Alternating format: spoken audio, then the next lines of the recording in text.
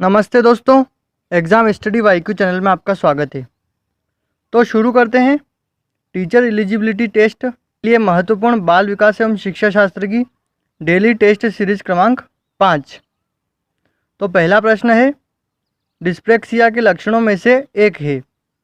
Option है ए वर्तनी समझने में समस्या, ऑप्शन बी गणितीय गणना करने में समस्या, ऑप्शन सी कलम पकड़ने तथा लिखने में समस्या और ऑप्शन डी भाषा के उच्चारण में समस्या।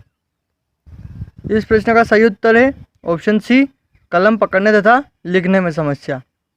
अगला प्रश्न है, बाद की पुनर्प्राप्ति के लिए सामग्री को रिक्त स्थान में संग्रहित किया जाता है। ऑप्शन दिए गए हैं, ऑप्शन ए दीर्घकालिक स्मृति, ऑप्शन बी लघुकालिक स्मृति, ऑप्शन सी संवेदी स्मृति और ऑप्शन डी कंठस्थ स्मृति। तो दोस्तों इस प्रश्न का सही उत्तर होगा दीर्घकालिक स्मृति, यानी कि बाद की पुनर्प्राप्ति के लिए सामग्री को दीर्घकालिक स्मृति में संग्रहित किया जाता है। अगला प्रश्न है, निम्न में से कौन सी एक तकनीक है जो हकलाने को एड्रेस करने के लिए प्रयोग की जाती है।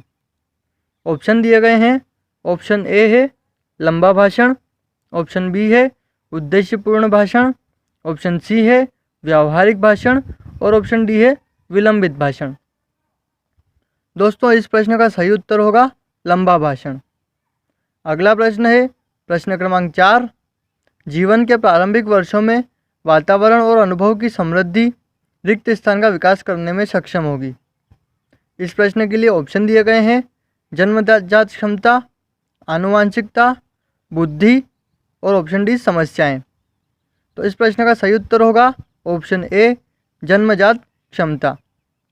अगला प्रश्न क्रमांक 5 है, विद्यालय में उपलब्धि रिक्त स्थान से सबसे अधिक निकटता से संबंधित है। ऑप्शन दिए गए हैं, ऑप्शन ए माता पिता के व्यवहार से, ऑप्शन बी छात्रों का आचरण से, ऑप्शन सी साथी समूह की बातचीत से और ऑप्शन डी शिक्षकों की गुणवत्ता से।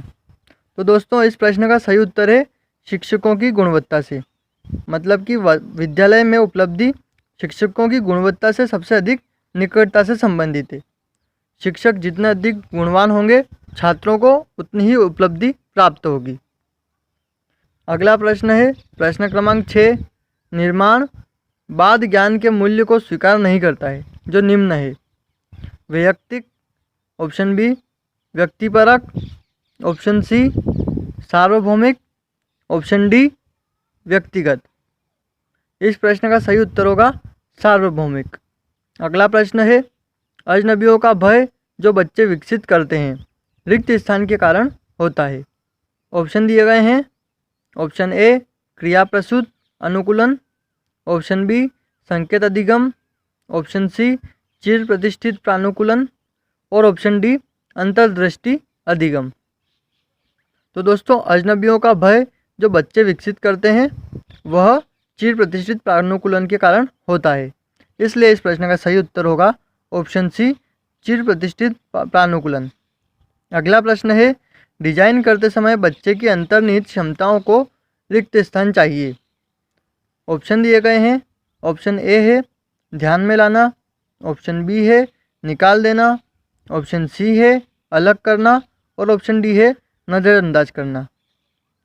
इस प्रश्न का सही उत्तर होगा ध्यान में लाना, यानी कि ऑप्शन ए। अगला प्रश्न है प्रश्न क्रमांक 9, एरिक्सन के अनुसार यदि रिक्त स्थान स्थापित नहीं होता है तो भूमिका में भ्रम होता है। तो दोस्तों रिक्त स्थान पर की जगह क्या आएगा यह हमें बताना है। ऑप्शन दिए गए हैं, ऑप्शन ए है आत्मीयता, ऑप्शन बी है पहल, ऑप्शन सी है परिश्रम और ऑप्शन डी पहचान। तो दोस्तों इस प्रश्न का सही उत्तर होगा ऑप्शन डी पहचान, यानी कि एरिक्सन के अनुसार यदि पहचान स्थापित नहीं होता है तो भूमिका में भ्रम होता है। अगला प्रश्न है प्रश्न क्रमांक 10, रिक्त स्थान ने संज्ञानात्मक विकास के लिए एक सामाजिक सांस्कृतिक दृष्टिकोण विकसित किया है। ऑप्शन दिए गए हैं, option A Jerome Bruner, option B Jean पियाजे, ऑप्शन सी कोल्ब और ऑप्शन डी लिव वाइगोत्स्की। तो दोस्तों इस प्रश्न का सही उत्तर होगा ऑप्शन डी लिव वाइगोत्स्की।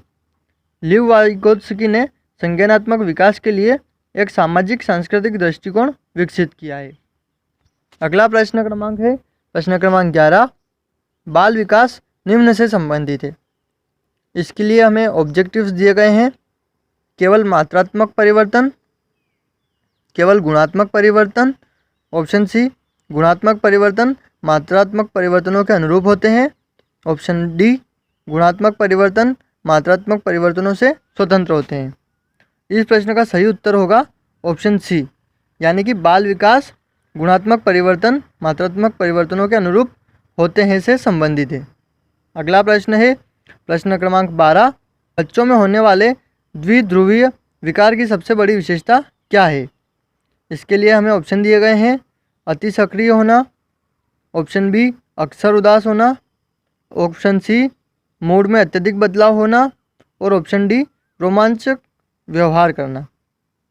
इस प्रश्न का सही उत्तर होगा ऑप्शन डी मूड में अत्यधिक बदलाव होना, यानी कि अगर द्विध्रुवीय विकार होता है तो उस बच्चे के मूड में अत्यधिक बदलाव होता है। अगला प्रश्न है प्रश्न क्रमांक 13, किस प्रकार के सिद्धांत विकास में अनुभव और आनुवंशिकी दोनों प्रकार के योगदान को स्वीकारते हैं। इसके लिए ऑप्शन दिए गए हैं, अंतः क्रियावादी सिद्धांत, प्रकृति सिद्धांत, नियतिवाद सिद्धांत और ऑप्शन डी दिया गया है पालन पोषण सिद्धांत। तो इस प्रश्न का उत्तर होगा ऑप्शन ए अंतः क्रियावादी सिद्धांत। अगला प्रश्न है स्टर्नबर्ग के अनुसार रहन सहन में समग्र सफलता में किस प्रकार की बुद्धिमत्ता शामिल होती है। इस प्रश्न के लिए ऑप्शन दिए गए हैं, ऑप्शन ए तार्किक गणितीय बुद्धिमत्ता, ऑप्शन बी स्थूल बुद्धिमत्ता, ऑप्शन सी सामान्य बुद्धिमत्ता और ऑप्शन डी व्यावहारिक बुद्धिमत्ता। इसका उत्तर है व्यावहारिक बुद्धिमत्ता, यानी कि ऑप्शन डी। अगला प्रश्न है प्रश्न क्रमांक 15, किसी व्यक्ति के जैविक विकास के लिए क्या शब्द प्रयोग किया जाता है। ऑप्शन दिए गए हैं, ऑप्शन ए अधिगम, ऑप्शन बी परिपक्व, ऑप्शन सी परिपक्वता और ऑप्शन डी आयु वृद्धि।